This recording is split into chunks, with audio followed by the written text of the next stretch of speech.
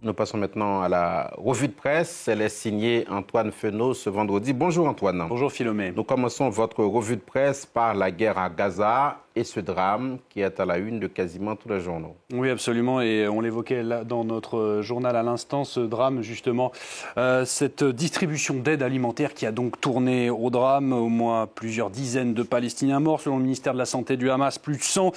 Al-Quds al-Arabi, vous le voyez juste ici, c'est un journal pan-arabe qui est basé à Londres. Reprend lui ce chiffre à sa une et évoque ici dans ce titre qui parle de farine teintée de sang, de la farine, car c'est ce qui était dans ces camions d'aide alimentaire au moment où le drame est survenu. Même tonalité pour le quotidien de langue anglaise saoudien Arab News, vous voyez juste ici, qui parle d'un massacre lors du convoi d'aide humanitaire. Alors qui est responsable ? Eh bien, deux versions qui s'affrontent. Il y a celle relayée par le ministère de la Santé du Hamas et dont Arab News se fait l'écho, vous le voyez juste ici, à sa une, et qui part donc de tirs de soldats israéliens alors que des Gazaouis affamés se jetaient donc sur des camions d'aide humanitaire. The Jerusalem Post, lui, nous donne la version de l'État hébreu, c'est à découvrir juste ici, qui parle d'au moins plusieurs dizaines de Gazaouis tués lors d'un désastre autour d'une livraison d'aide humanitaire. L'armée israélienne qui donc reconnaît à minima avoir procédé à des tirs de sommation alors que selon elle, elle sécurisait un convoi d'aide humanitaire. Selon le porte-parole de Tsahal, la grande majorité des décès sont survenus lors d'une bousculade géante.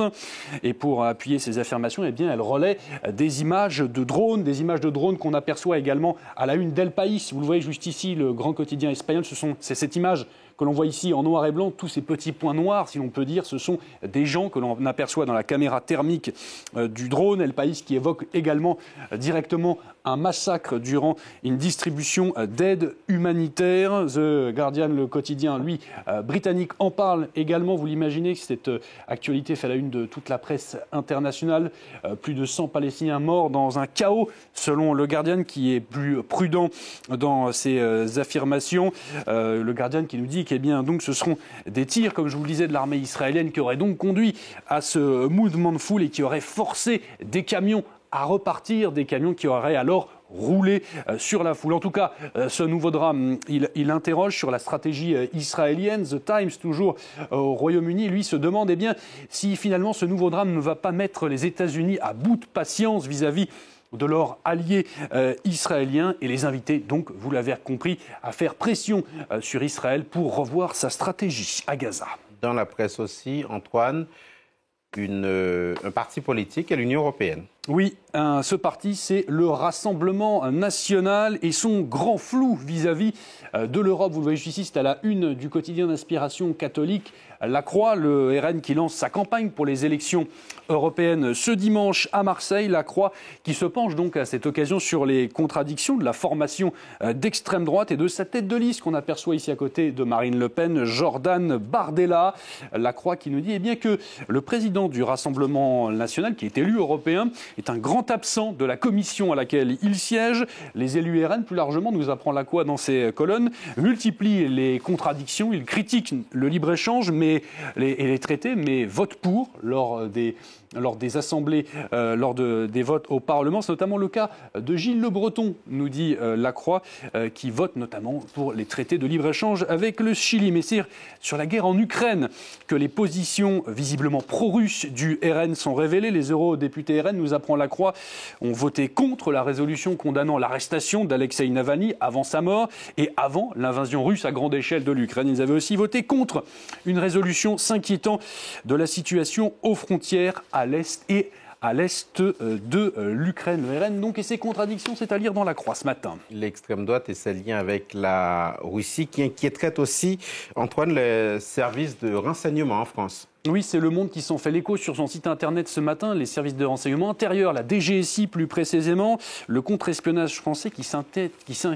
intéresse à une liste pour les élections européennes, une liste un peu anecdotique menée par Jean-Luc Schaffhauser. Ce dernier, c'est un ancien eurodéputé, pas RN, mais Front National. Cette fois, c'était il y a quelques années. Sa liste, elle s'appelle Forum Vérité Justice pour la paix. Et elle milite, sans surprise, pour la paix avec la Russie et assure notamment que la guerre en Ukraine est la responsabilité de l'Occident. Rien que ça. Dans son entourage, nous apprend Le Monde, gravitent aussi des espions russes, et notamment Valéry Levitsky, c'est l'ancien consul de France. Il avait été expulsé de France pour espionnage et on avait appris par la suite qu'il était membre du GRU, le renseignement militaire russe, une forme d'ingérence russe, vous l'avez compris, qui mène aussi à des campagnes de désinformation. Tout ça est à découvrir dans cet article que je vous recommande sur le site internet du Monde. Et que nous allons lire chaudement. Pour se quitter, Antoine Fenault, vous vouliez nous parler d'une descente aux enfers. Expliquez-nous. Oui, une descente aux enfers de cet homme, vous l'apercevez ici, c'est Paul Pogba, le footballeur français qui vient d'être suspendu 4 ans par l'Agence nationale antidopage italienne, l'agence qui le reconnaît coupable de dopage, donc, et d'avoir pris de la testostérone. L'équipe le met à sa une avec ce titre toujours plus bas. Il faut dire que depuis 2018 et son titre de champion du monde avec les Bleus, Pogba connaît une lente descente aux enfers, d'abord sportive, nous dit l'équipe, avec de nombreuses blessures, et aussi extra-sportive. C'est à découvrir ici avec cette affaire d'extorsion qui impliquait notamment son frère et dont l'international français a été victime. Condamnation, c'est la peine maximale également, nous rappelle l'équipe qui nous apprend que Paul Pogba a annoncé faire appel de cette décision devant le tribunal arbitral du sport en Suisse et qui pointe, lui, du doigt. Il dit, Paul Pogba, ce sont des compléments alimentaires que j'ai pris lors d'un séjour aux États-Unis à Miami. Trouverait-il qu'à 31 ans, c'est son âge à Paul Pogba, cette suspension a tout d'une fin de carrière pour un joueur emblématique de l'équipe de France championne du monde en Russie. Merci beaucoup, Antoine Fenault, pour cette revue de presse à retrouver sur le site france24.com.